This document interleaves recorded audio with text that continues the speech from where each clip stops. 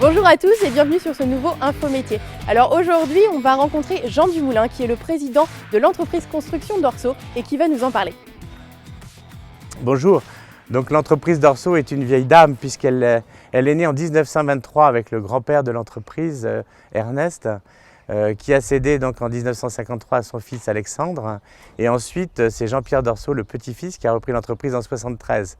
Donc construction de maisons dès le départ, avec une évolution que j'ai lancée depuis 4-5 ans pour les extensions de maisons et ensuite sur les métiers de rénovation.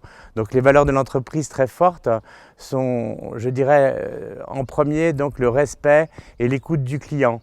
C'est une notion qui est très forte chez nous, la satisfaction du client, l'accompagnement du client et l'écoute du client du début jusqu'à la fin. Ensuite, c'est une valeur de rigueur puisque c'est un métier où à chaque chantier, c'est pratiquement un prototype qu'on fait. Chaque maison est différente l'une de l'autre.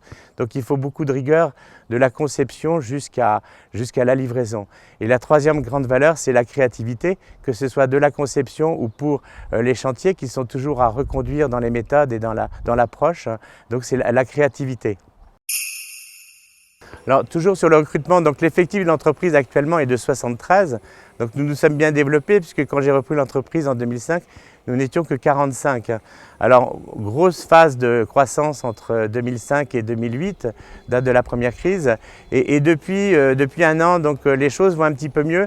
Donc bien sûr, nous renouvelons les personnes qui partent en retraite, mais nous continuons à réembaucher en maçonnerie, en charpente et en menuiserie depuis une petite année.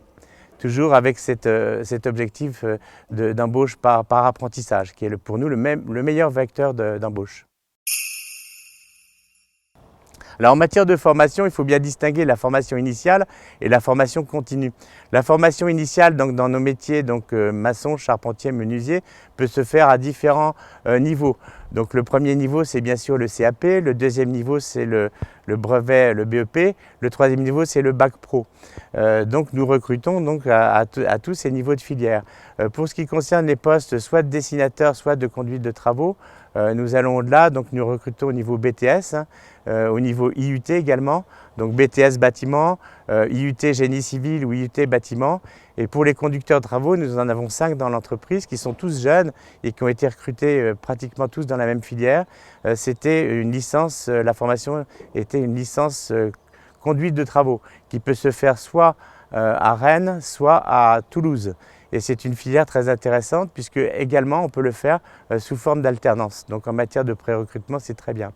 Alors pour la formation continue, on s'appuie, je dirais, sur trois supports. La Fédération du bâtiment, un organisme de la fédération qui nous permet de former donc, nos agents en matière de sécurité. Et la troisième filière aussi, qui n'est pas inintéressante, c'est les industriels eux-mêmes qui nous forment lorsqu'il y a des changements de technologie. Par exemple, en 2006, nous avons décidé en maçonnerie de passer du parpaing à la brique. Et ça, ce sont les industriels qui nous ont formés, qui ont formé nos ouvriers. Donc voilà les 3 niveaux de formation continue.